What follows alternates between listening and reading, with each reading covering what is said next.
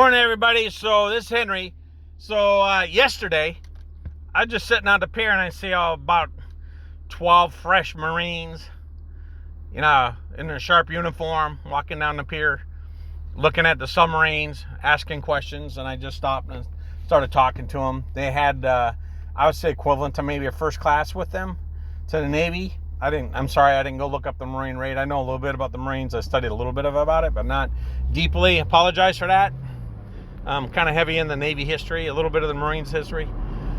But anyways, we just talked, and I talked about being new. I talked about taking charge, emphasized teamwork. Then I talked about the submarines and give them some knowledge because they protect them out here, which is a pretty cool job. I reinforced that. What they do is highly important, even though they're not on the battlefield. Talked about the battlefield and damages and PTSD. Talked about cohesion and teamwork and taking care of each other, leaning on each other's talents and be friends, love one another. Then I put it open to discussion and asked them to ask me questions about, the 60 years of leadership and how I was successful. It went from a E1 striker in the Navy to what the most senior enlisted, which is a Master Chief. And I went into that discussion with them, and I told them to ask questions. And I gave them answers, and I gave them their boss leadership skills. Is something he can do good with them. I empowered them and looked at them and told them how to do things correctly.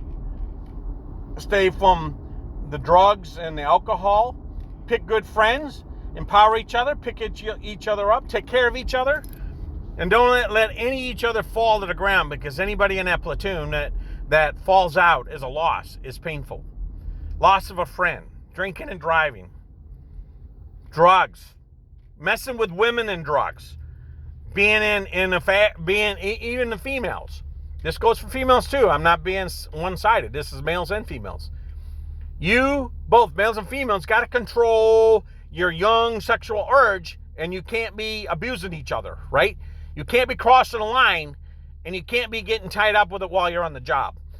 And a lot of people struggle with that. And I know that's an urge that's hard to fight. Trust me, going through puberty, I went through it myself.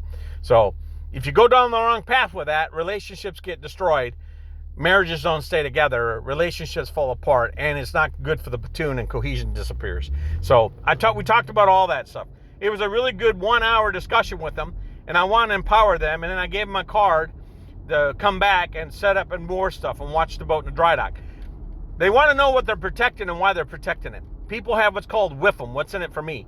When they understand that, then they do a better job at it. So you have to understand that as a manager and leader, all human beings have a WIFM. Even you got a WIFM. Even when you're a leader, what's in it for me? If I'm doing this and pouring my heart and my passion into it and giving up my life for the job, and it's not my family, but it's my surrogate family, what's in it for me? So that WIFM is important.